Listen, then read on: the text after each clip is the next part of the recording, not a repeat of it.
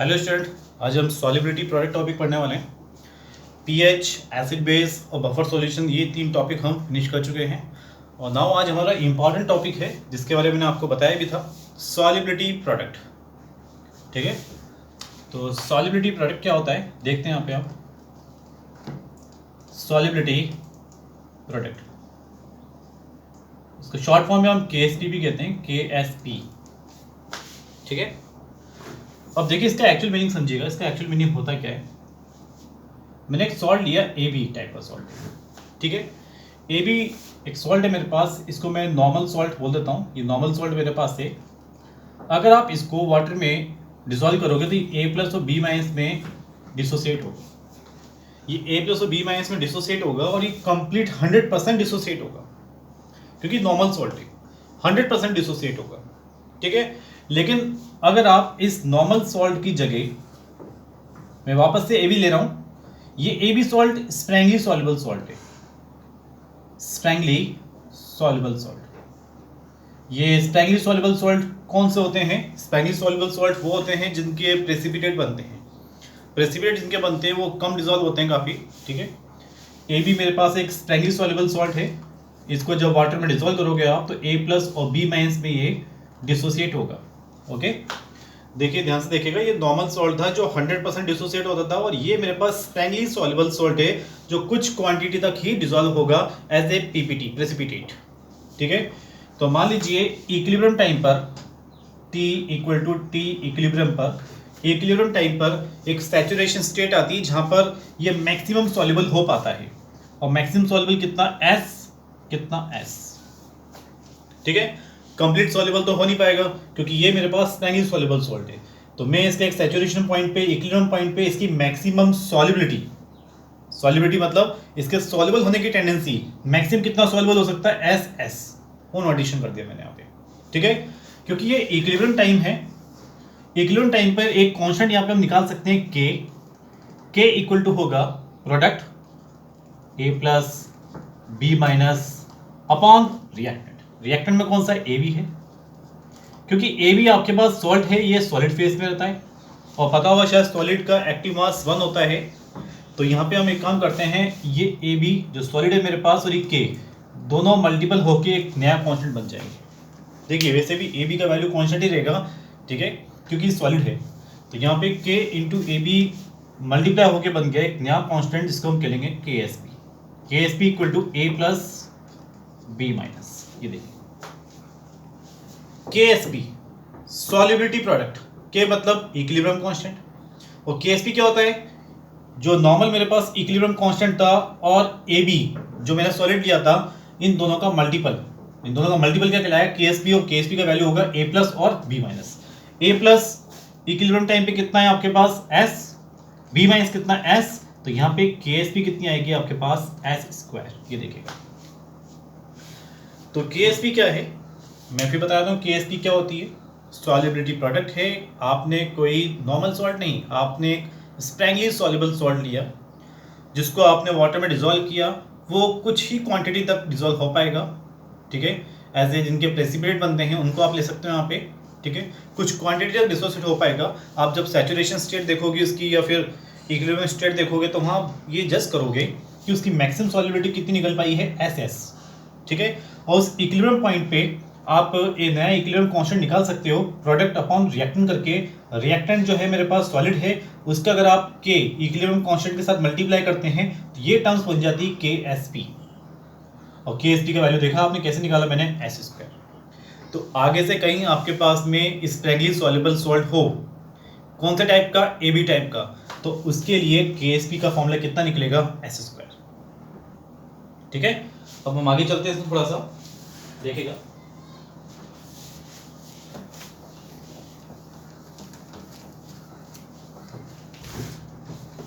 ये देखिए,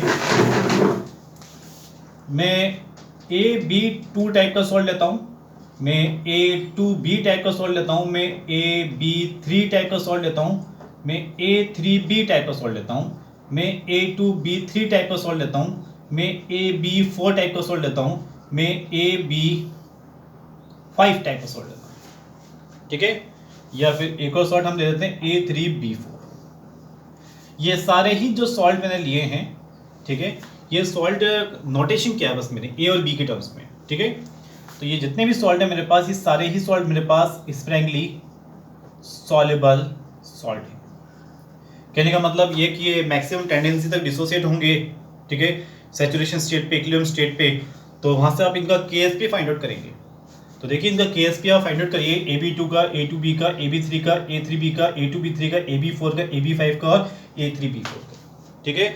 ये आप खुद फाइंड आउट कर सकते हैं। मैं इसमें से आपको कुछ एक दो क्वेश्चंस में बताया तो, ठीक है, कैसे करने हैं, ठीक है। जैसे फॉर एग्जाम्पल हम बात करें AB2 की बात करें, तो AB2 देखिए, AB2 को जब वाटर में डिसोसिएट करोगे तो कैसे ब्रेक होगा बेटा, ये A+2, ये 2 इसके ऊपर गया, प्लस 2B माइनस, कैसे ब्रेक हुआ, A+2 और 2B माइनस। कई बच्चों को प्रॉब्लम आती है कि सर ये डिसोसिएशन कैसे होता है, हमें नहीं समझ में आता। तो देखिए यहाँ पे मैं AXBY लिखता हूँ, कैसे डिसोसिएट करते हैं, A कितने मेरे पास X, तो X A करिए, और जो B के नीचे है Y लगा हुआ वो इसके ऊपर पावर लगा दीजिए, मतलब प्लस Y, प्लस B कैसे डिसोसिएट होगा, B है कितना, Y है, Y B, और जो A के नीचे लग रहा है X वो उसके ऊपर पावर में लग जाएगा माइनस X। इसी तरह आपको डिसोसिएट करना है और फिर आगे चलना है इसमें, ठीक है। इसको हटाते हैं हम, और यहाँ देखिए इक्विलिब्रियम टाइम पर ये मैक्सिमम डिसोसिएट कितना हुआ होगा, S, ये कितना हुआ होगा 2S। 2S क्यों, क्योंकि इक्विलिब्रियम टाइम पर इसकी स्टैइकियोमेट्री 2 है, तो 2 लगाना जरूरी है यहाँ पे।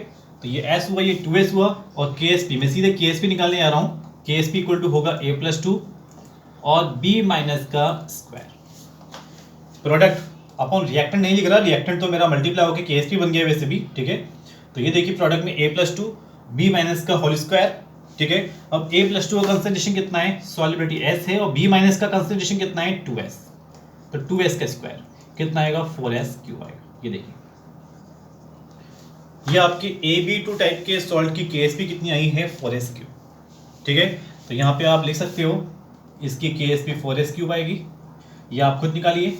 A2B टाइप का सॉल्ट, आई थिंक मेरे ख्याल से ये भी बिल्कुल ऐसे ही डिसोसिएट होगा, और इसकी KSP भी 4S³ ही आएगी, ठीक है। चलिए मैं आपको AB3 टाइप का सॉल्ट का बताता हूँ। अगर मैंने AB3 टाइप का सॉल्ट ले रखा है तो ये कैसे ब्रेक होगा बताओ, A+3, क्यों भाई 3 ऊपर गया, और B कितने हैं आपके पास 3B माइनस, ये देखिए B 3 है मेरे पास, A के कितने, A के आपका तो ऊपर कितना गया -1, ये S है तो ये कितना होगा 3S, ठीक। कोई प्रॉब्लम इस पे, इक्विलिब्रियम टाइम पर। तो यहाँ से हम KSP निकालेंगे, KSP का फॉर्मूला है A+3 और B माइनस का होल क्यूब। तो बताइए बेटा इसमें A+3 तो S है मेरे पास, B माइनस कितना है 3S, तो 3S का क्यूब। पता है आप लोगों को 3 का क्यूब कितना होता है, 3 का स्क्वायर 9 और 3 का क्यूब 27, और S³ और S कितना हो गया, S की पावर 4, 27 S की पावर 4। ये देखिए जब कभी आपको AB3 टाइप का सॉल्ट दे रखा हो तो उसका KSP कितना आता है 27 S की पावर 4, ठीक है। अब हम एक एक करके सारे तो निकालेंगे नहीं, आप लोग खुद ट्राई कर सकते हैं इसके निकालने के लिए, ठीक है। A2B3 टाइप का निकालना 108 S की पावर 5 आएगा, ठीक है। और भी हैं, और भी आप कैलकुलेट कर सकते हैं, निकाल सकते हैं, ठीक है। अगर नहीं आता आपको उसमें तो मुझसे पूछ लीजिएगा, बाकी आप निकाल सकते हैं। देखिए इस पे सॉल्युबिलिटी प्रोडक्ट पे पहला पैटर्न तो यही आएगा कि कोई मेरे पास A2B3 टाइप का सॉल्ट है, कोई मेरे पास AB3 टाइप का सॉल्ट है, कोई मेरे पास में AB4 टाइप का सॉल्ट है, उसका KSP क्या होगा, 4 ऑप्शंस होंगे, तो आप उसमें जज कर सकते हो आपके, ठीक है। तो ठीक है, समझ में आया आप लोगों को, ठीक है। अब आगे चलते हैं इसमें।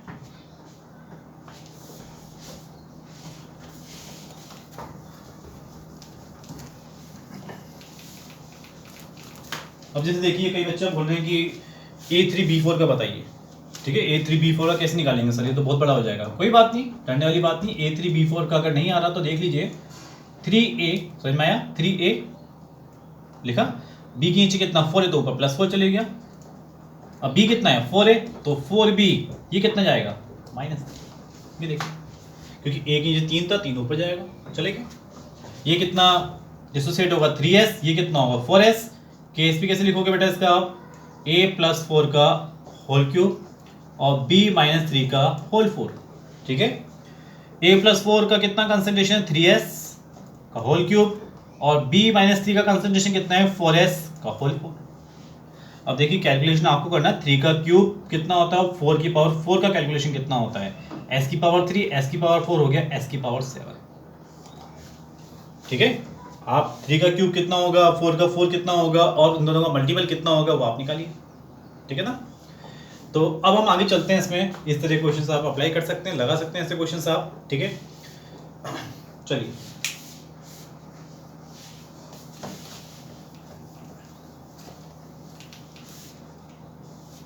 एक तो इस नॉर्मल थ्योरी पे क्वेश्चन आ सकता है आपके पास में कि KSP का वैल्यू कितना होगा, और एक मैं पैटर्न बताता हूँ आप लोगों को। दूसरा पैटर्न क्या है इसमें देखिए, इस पे क्वेश्चंस किस तरह के होंगे, क्वेश्चंस वगैरह मैं करा दूंगा आप लोगों को। ठीक है, क्वेश्चंस एक साथ करा दूंगा मैं, सारे पैटर्न्स पे क्वेश्चन किस तरह के आएंगे। ठीक है, फिलहाल अभी हमें देखने की जरूरत है कि इस पे किस किस तरह के फॉर्मूलाज बन सकते हैं। ठीक है, तो देखिए दूसरा, मान लीजिए मुझे एक सॉल्ट दे रखा है AgCl। ठीक है, मुझे एक AgCl टाइप का एक सॉल्ट दे रखा है। ठीक है, AgCl टाइप का सॉल्ट है, और इसको वो डिसॉल्व करता है किसके अंदर, NaCl के अंदर। ठीक है, एक पैटर्न वो था जो मैं सिखा चुका हूं, ये दूसरा पैटर्न चल रहा है आपके क्वेश्चंस आने का। ठीक है, जब किसी स्प्रैंगली सॉल्युबल सॉल्ट को, sparingly soluble salt, triple S का मतलब है स्प्रैंगली सॉल्युबल सॉल्ट, जब स्प्रैंगली सॉल्युबल सॉल्ट को वो किसी इलेक्ट्रोलाइट में डालता है जिसका कंसंट्रेशन 0.1 मोलरिटी है, कितना है 0.1 मोलरिटी है। ठीक है, और AgCl का KSP का वैल्यू गिवन करेगा, मैं गिवन वैल्यू लिख लेता हूँ 10⁻⁴ लिख लेता हूँ। ठीक है, मैंने अप्रोक्सीमेट मान लिया अपने हिसाब से, KSP की वैल्यू 10⁻⁴ गिवन होगा इसका। ठीक है, जिसके लिए KSP का वैल्यू गिवन करे आप समझ जाओ वो आपके पास एक स्प्रैंगली सॉल्युबल सॉल्ट है। किस में डिसॉल्व कर रहे हैं, NaCl के अंदर। NaCl कितना है 0.1 मोलरिटी है। ठीक है, अब आपसे बोलेगा AgCl की सॉल्युबिलिटी निकालो, S निकालो, S मतलब AgCl की सॉल्युबिलिटी निकालो।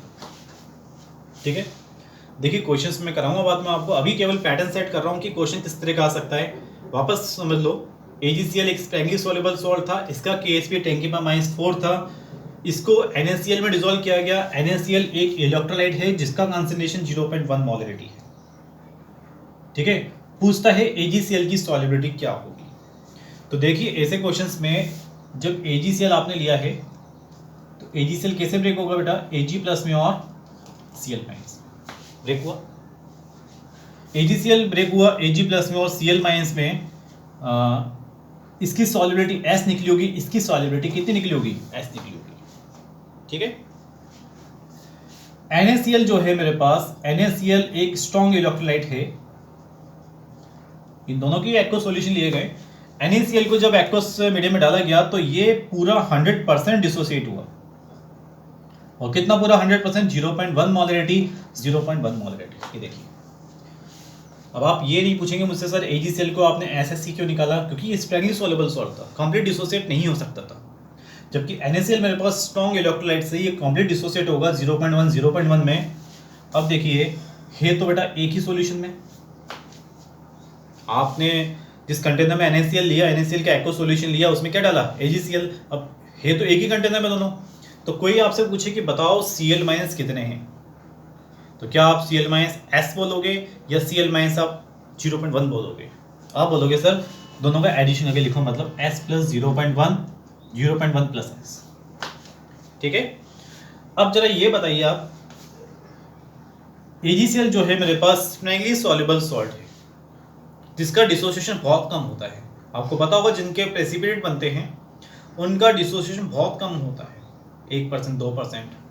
तो यहाँ पे जो S निकल रहा है उस S का वैल्यू भी काफ़ी छोटा होगा, उस S का वैल्यू काफ़ी छोटा होगा, काफ़ी स्मॉल होगा। किसके कंपेयर में, इस NaCl के कंसंट्रेशन कंपेयर में, जो कि 100% डिसोसिएशन हो रहा है। वापस रिपीट कर रहा हूँ अपनी बात में, AgCl जो डिसोसिएट हुआ है SS में, आइंस में, उसका कंसंट्रेशन, उसकी सॉल्युबिलिटी काफ़ी स्मॉल, नेग्लिजिबल होती है। किसके कंपेयर में, 0.1 के कंपेयर में। 0.1 किसका कंसंट्रेशन है, NaCl का। तो यहाँ पे आप इस s को 0.1 के रेस्पेक्ट में क्या करेंगे, नेगलेक्ट करेंगे। क्या करेंगे, नेगलेक्ट करेंगे। तो अब देखिए यहाँ पे आप करने के बाद में KSP का फॉर्मूला तो आपको पता है, Ag प्लस और Cl माइनस। KSP का वैल्यू कितना है, कितना गिवन था, 10⁻⁴। Ag प्लस कितना है s और Cl माइनस कितना है 0.1। तो s का वैल्यू आएगा 10⁻3। ये देखिए, ठीक है। तो कहने का मतलब कुछ क्वेश्चंस हैं, मैं आपको कराऊंगा क्वेश्चंस बिल्कुल। कुछ क्वेश्चन ऐसे आएंगे जिसमें किसी स्प्रैंगली सॉल्युबल सॉल्ट को कैसे पहचानोगे, उसका KSP गिवन करेगा। उसको जब भी वो किसी स्ट्रॉन्ग इलेक्ट्रोलाइट्स में डिसॉल्व करे तो कॉमन आयन देख लीजिए और उस इलेक्ट्रोलाइट्स की कंसंट्रेशन के रेस्पेक्ट में सॉल्युबिलिटी को आप नेग्लिजिबल कर दीजिए और आगे आप फाइंड आउट कर सकते हैं चीज़ें। कोई प्रॉब्लम इसमें, ठीक है। एक और चीज़ मैं आपको और कुछ भी बताना चाहूँगा यहाँ पे मैं, ठीक है। मैं यहाँ से एक रिलेशंस निकालना चाहता हूँ, एक रिलेशंस को आपको बताना चाहता हूँ, उसको भी आप अपनी कॉपी में नोट करिएगा। जैसे कि देखिए रहा KSP, ठीक है, इक्वल टू Ag प्लस, ठीक, Cl माइनस को क्या होता है, मैं नीचे ले लूँ यहाँ पे KSP के नीचे, चलेगा, बिल्कुल चलेगा। Ag plus Cl minus, Cl minus को नीचे लिया है मैं। अब आप ये बताइए Ag प्लस की सॉल्युबिलिटी तो S थी और Cl माइनस की कंसंट्रेशन क्या लिया था मैंने, जो स्ट्रॉन्ग इलेक्ट्रोलाइट की थी। मतलब Cl माइनस की कंसंट्रेशन किसकी होगी, स्ट्रॉन्ग इलेक्ट्रोलाइट की, ठीक है। मेरे नोटेशन याद रखिए, Cl माइनस की कंसंट्रेशन किसकी है, स्ट्रॉन्ग इलेक्ट्रोलाइट्स की, और Ag प्लस की कंसंट्रेशन किसकी है, सॉल्युबिलिटी, ठीक है, जो गिवन कर रखी है। क्या आपको लगता है इन दोनों के बीच में इनवर्सली का रिलेशन है? बिल्कुल, इनके बीच में इनवर्सली का रिलेशन आ रहा है। इनवर्सली का रिलेशन आ रहा है तो हम क्या समझे, हम क्या समझेंगे वो हम आपको बताते हैं। देखिए ये देखिए, ये देखिए, कोई अगर आपसे बोले कि AgCl मोर सॉल्युबल इन, ठीक है, इसका KSP का वैल्यू आपको दे रखा है 10⁻⁴, ठीक है। पहला बोला उसने 0.1 मोलरिटी NaCl, बी बोला 0.2 मोलरिटी NaCl, सी बोला उसने 0.3 मोलरिटी NaCl और डी बोला उसने ऑप्शन 0.4 मोलरिटी NaCl। देखिए बताइए सॉल्युबिलिटी किसकी ज़्यादा होगी, किसकी ज़्यादा होगी, जब स्ट्रॉन्ग इलेक्ट्रोलाइट का कंसेंट्रेशन क्या होगा, बिल्कुल कम होगा, तो सॉल्युबिलिटी ज़्यादा होगी, S की वैल्यू ज़्यादा होगी, क्योंकि इनवर्सली रिलेशन है किसके रेस्पेक्ट में, स्ट्रॉन्ग इलेक्ट्रोलाइट्स के रेस्पेक्ट में। तो ये जो मेरे पास स्ट्रॉन्ग इलेक्ट्रोलाइट्स है इसमें किसका कंसेंट्रेशन आपको सबसे कम नजर आता है, ए वाले का। तो AgCl की सॉल्युबिलिटी सबसे ज्यादा किस में रहेगी, 0.1 पोलैरिटी NaCl में, ठीक है। तो यहाँ पे मेरे पास दूसरे तरह का पैटर्न खत्म हो गया, या तो वो सिंपल सा आपको KSP पूछेगा सॉल्ट की, या फिर दूसरा आपसे किसी स्प्रैंगली सॉल्युबल सॉल्ट को किसी स्ट्रॉन्ग इलेक्ट्रोलाइट्स में डिसॉल्व कराएगा, वहां से क्वेश्चन पूछ सकता है। और तीसरा पैटर्न क्या होता है, तीसरा पैटर्न मैं बता देता हूँ, फिर हम इस पे क्वेश्चंस करेंगे, ठीक है। तो तीसरा पैटर्न कैसा आ सकता है वो देखिए यहाँ पे, तीसरा पैटर्न देखिएगा,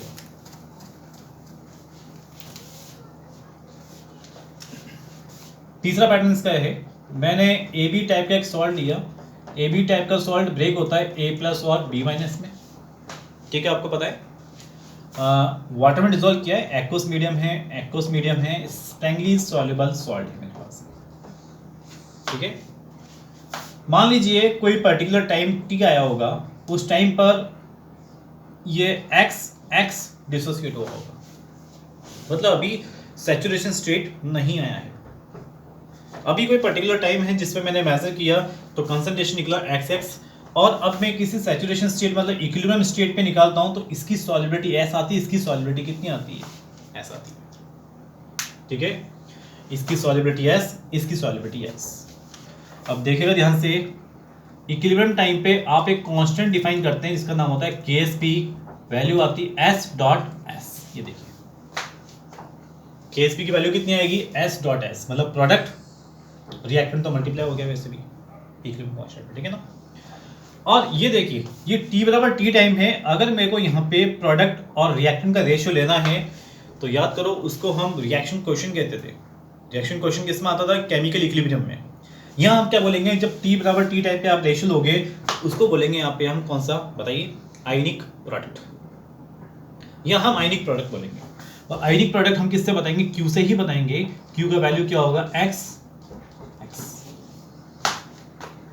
ठीक है। आप बोलोगे रिएक्टेंट क्यों नहीं ले रहे सर आप? वो सॉलिड में है, उसका एक्टिव मास हमेशा 1 होता है, तो लेने की कोई जरूरत नहीं है। ये दोनों किस में? आयंस में है, इसलिए आयंस का कंसंट्रेशन लिया गया है। ये कंसंट्रेशन किसी टी टाइम पे और ये कंसंट्रेशन किस पे है? इक्विलिब्रियम टाइम पे। ठीक है। अब देखिए यहाँ पे सबसे पहला देखना, इसमें रिलेशन देखना, Q का वैल्यू अगर KSP से कम आता है, अगर Q का वैल्यू KSP से कम है, ठीक है, Q का वैल्यू कम कब हो सकता है? जब इस x की वैल्यू क्या हो? छोटी रही हो। KSP का वैल्यू बड़ा कब रहा होगा? जब SS की वैल्यू ज्यादा हो, तो इनका मल्टीपल ज्यादा होगा, तो KSP का वैल्यू ज्यादा होगा। तो जब XX की वैल्यू कम है, यहां से पता लग रहा है आपको, तो Q की वैल्यू कम है, दिख रहा है आपको, Q की वैल्यू कम है, XX की वैल्यू कम है, तो इसका मतलब डिसोसिएशन अभी कम हुआ है। तो ये बताइए सैचुरेशन तक पहुंचने के लिए या एक मैक्सिमम सॉल्युबिलिटी तक जाने के लिए उसको अभी और डिसोसिएट होना पड़ेगा, उसको और डिसोसिएट अभी होना पड़ेगा, मतलब अभी ये मैक्सिमम सॉल्युबिलिटी तक नहीं पहुंचा। समझ में आ रही मेरी बात? मैं वापस रिपीट करता हूं आप लोगों को, जब Q का वैल्यू KSP से छोटा है तो इसका मतलब है T बराबर T टाइम पर डिसोसिएशन अभी SS के बराबर नहीं पहुंचा, मतलब मैक्सिमम सॉल्युबिलिटी अभी नहीं आई। और जब मैक्सिमम सॉल्युबिलिटी आ जाएगी तो उसके बाद वो डिसॉल्व होना बंद कर देगा, तो उस समय PPT बन जाता है। तो इसका मतलब अभी फिलहाल क्या हुआ है? अभी PPT नहीं बना है, मतलब PPT नॉट फॉर्म, PPT बिल्कुल नहीं बनना अभी, ठीक है, क्योंकि मैक्सिमम सॉल्युबल हुआ ही नहीं। लेकिन अगर Q का वैल्यू KSP के बराबर आ जाए, Q का वैल्यू KSP के बराबर कब हो सकता है? जब x का वैल्यू किसके बराबर हो जाए? SS के। और जब Q का वैल्यू KSP के बराबर हो गया, मतलब x की वैल्यू SS के बराबर हो गई, तो मैं कह सकता हूं कि अब क्या हो चुका? मैक्सिमम सॉल्युबिलिटी आ चुकी है, इसका मतलब प्रेसिपिटेट बन चुका है। तो आप क्या बोलोगे? Q का वैल्यू KSP के बराबर, मतलब PPT is just begin to start, just begin to start. और Q का वैल्यू KSP से बड़ा हो गया अगर मान लीजिए, क्योंकि ये एक्सपेरिमेंटल वैल्यू होगी, Q का वैल्यू KSP से बड़ा जाता है, तो आप तो बोलोगे सर वो तो ऑलरेडी पहले से क्या हो चुका है? PPT बन चुका है, मतलब PPT already form, PPT already form हो चुका है। ठीक है, तो याद रखिए Q और KSP में क्या रिलेशंस होते हैं। ये पैटर्न थर्ड था आपके पास, ठीक है। इसमें सीखने के लिए KSP में सीखने के लिए केवल 3 ही पैटर्न की जरूरत है आप लोगों को। पहला KSP कैसे निकालते हैं, दूसरा स्पेशली सॉल्युबल सॉल्ट को आप इलेक्ट्रोलाइट्स में कैसे डालोगे, और तीसरा बेटा ये KSP और Q में रिलेशंस, मतलब PPT कब बनेगा कब नहीं बनेगा। ठीक है, अब इसके बाद में क्वेश्चंस का, ठीक है, अब क्वेश्चंस का